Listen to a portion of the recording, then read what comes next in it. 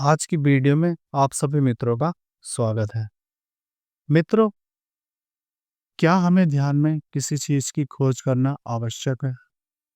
यदि हम ध्यान में किसी चीज की खोज करते हैं, तो क्या वह हमें प्राप्त हो सकती है? मित्रों, ध्यान के लिए खोज जरूरी नहीं है। ध्यान के लिए आप जरूरी हैं। ध्यान के लिए आपका शांत मन जरूरी है। यदि आप ये सोचते हैं कि ध्यान मैं करने बैठूंगा और मेरी कोई खोज है, मैं उसे पूर्ण कर लूंगा, तो ध्यान आपको अतृप्त ही करेगा, ध्यान आपको तृप्त नहीं कर पाएगा। क्योंकि आप अंतर्मन में जितनी भी जिज्ञासाएँ लेकर चलते हैं, वो सब कभी भी पूरी नहीं होती हैं। उनके पूरी होने का भी एक नियम है। देखिए, आप संसार में रहते हैं और आप संसार में ये चाहें मुझे ड्राइविंग नहीं आती तो मैं ड्राइविंग सीख लूँ। आपके सामने गाड़ी मौजूद है, उसके लिए आप कार्य कर सकते हैं। उसको सीखने की तरफ आप चल सकते हैं। लेकिन यदि आप कहें कि मैं ध्यान में कुछ सीख लूँ या ध्यान में मैं कुछ पा लूँ, तो बहुत मुश्किल कार्य होगा, क्योंकि ध्यान का आपको पता नहीं है। ध्यान का जो रास्ता है वो ऐसा रास्ता है कि उसमें चलने पर हमें यही समझ में नहीं आता है कि हम चल कहाँ रहे हैं। हम चल भी रहे हैं या नहीं चल रहे हैं? क्या हम ठहरे हुए हैं? क्या हमारी यात्रा रुक गई है? हमारी यात्रा पार नहीं जा रही है? जो हमने अपनी इच्छाएँ लगाई हैं ध्यान से, जिस भी सफलता को पाने के लिए हम ध्यान में उतरे हैं, क्या वो सफलता हमें प्राप्त हो रही है? मित्रों, सफलताएँ तभी मिलती हैं जब कोई चीज़ व्यक्ति के सामने हो, और दोस्तों, परमात्मा जैसी जब वस्तु में थोड़ी-सी ध्यान सफलता की प्राप्त गहराई करना, मिलने इसका लगती है, मतलब आपको तब समर्पण करना 10-20 मिनट पड़ेगा। बाद क्योंकि ऐसा जिस समय मार्ग आता की है, आपको जानकारी आपको नहीं है, ये भी उस नहीं पता मार्ग पर होता तो है चलकर कि ही आपको आपका जानना शरीर पड़ेगा कहाँ कि पड़ा है। आपके मार्ग आपके में भीतर क्या-क्या एक बाधाएँ आएँगी छोटी-सी और आपकी जागरण की मंजिल किरण कहाँ मौजूद पर रहती है। है। ध्यान करने के लिए इसी दौरान आपके 5 या अंतर्मन में 10 मिनट कोई का भी ऐसा जिज्ञासा समय जरूरी होता नहीं है। है, जब किसी भी आपके खोज का शरीर कारण और आपकी आपके मन चेतना में में जरूरी एक नहीं है। फासला हो देखिए, जाता खोज है को तो छोड़ और आप दीजिए। इस आप फासले को जरूरी है ध्यान के महसूस लिए। कर पाते बस हैं। ध्यान करते चले जाइए, और जैसा भी घटता है, जो भी घटता है, वो सब आपके सामने आता ही चला जाएगा। उसके लिए आपको जल्दी नहीं करनी है, अशांत नहीं होना है, अधैर्य नहीं होना है। देखिए, कुछ भी पाने की दौड़ हमें सिर्फ पीछे ले जाती है, हमें आगे नहीं ले जाती है।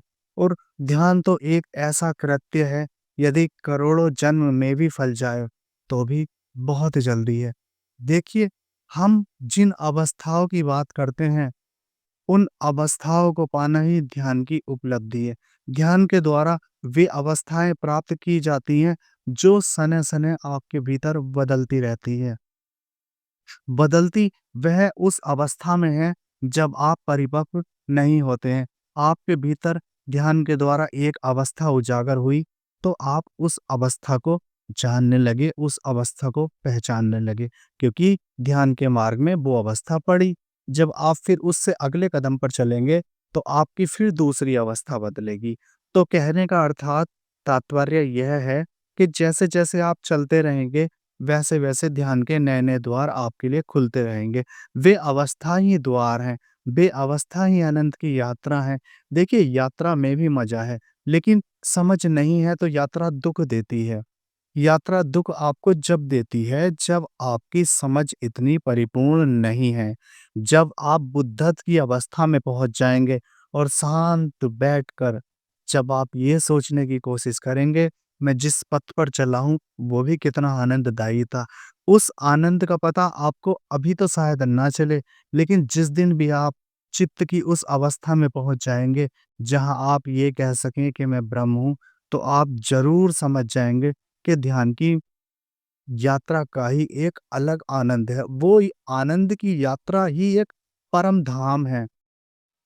मित्रों, सफलताएँ पाने की कोशिश सिर्फ असफलता की ओर ले जाती है। सफलताएँ आप संसार में प्राप्त कर सकते हैं, खूब कर सकते हैं।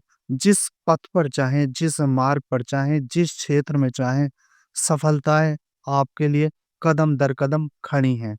बस आपको चलने की देर है। ऐसे ही ध्यान का मार्ग है। ध्यान के मार्ग की यही खासियत है कि यदि आप मन में ये सोचकर चलते हैं कि ध्यान की सफलताएँ या ध्यान में मुझे सफलताएँ मिलती चली जाएँगी, तो बस यही आपके डूबने का कारण हो सकता है।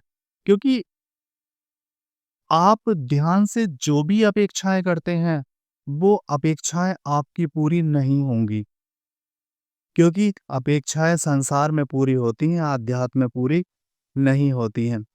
आध्यात्म में तो बस प्रभु को सर्वत्र मानकर, अपने चारों ओर प्रभु की उपस्थिति को जानकर, समझकर, यदि आप शांत मन से चलते रहेंगे, तो एक ना एक दिन ध्यान आपके ऊपर उतर ही जाएगा।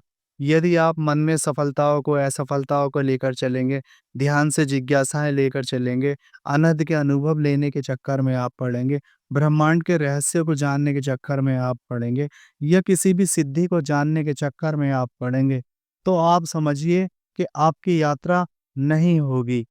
आप ध्यान की यात्रा में आगे नहीं जा पाएँगे।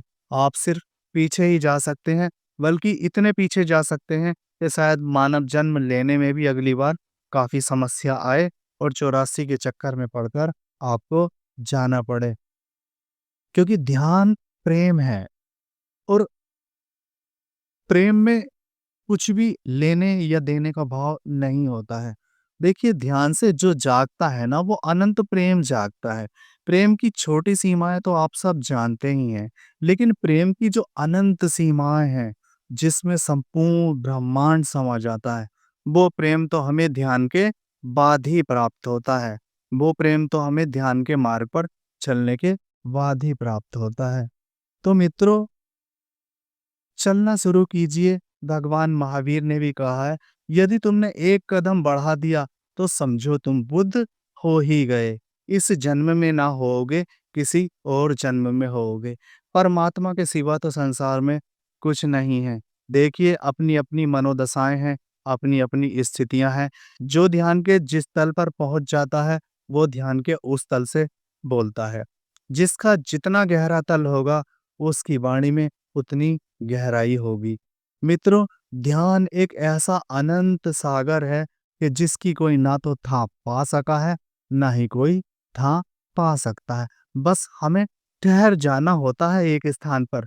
जब हमारा चित्त बिल्कुल शुद्ध और निर्मल अवस्था में बैठकर हम स्वयं के साक्षी हो जाते हैं और अनंत प्रेम में डूब जाते हैं, जहाँ ना किसी से दुश्मनी है, ना किसी से प्रेम है, बस अनंत संसार करुणामयी दृष्टि से वह साधक देखता है। जब वह बुद्ध हो जाता है, तो सब बुद्ध हो जाते हैं। हर तरफ प्रेम ही प्रेम उभरता है। मित्रों, आपसे भी यही कहता हूँ, आप भी अपने अंतरतम की दशाओं को बार-बार परिवर्तित कीजिए, क्योंकि जितना भी आप ध्यान करेंगे, तभी आप उस अवस्था में पहुँचेंगे कि कहाँ पर ध्यान छोड़ना है। यदि आप पहले ही यह सोच लेंगे कि ध्यान करने से पहले ही छोड़ दूँ, तो आपके जो चित्त की अवस्थाएँ बदलेंगी, वो नहीं बदलेंगी। अर्थात जो नए-नए मार्ग खुलेंगे, वो आपके लिए नहीं खुलेंगे। इसका उपाय मात्र अभ्यास ही है। मित्रों, आज की इस प्रेमपूर्ण और सहृदयी चर्चा को मैं यहीं समाप्त करता हूँ। आप सभी को मेरा प्रणाम।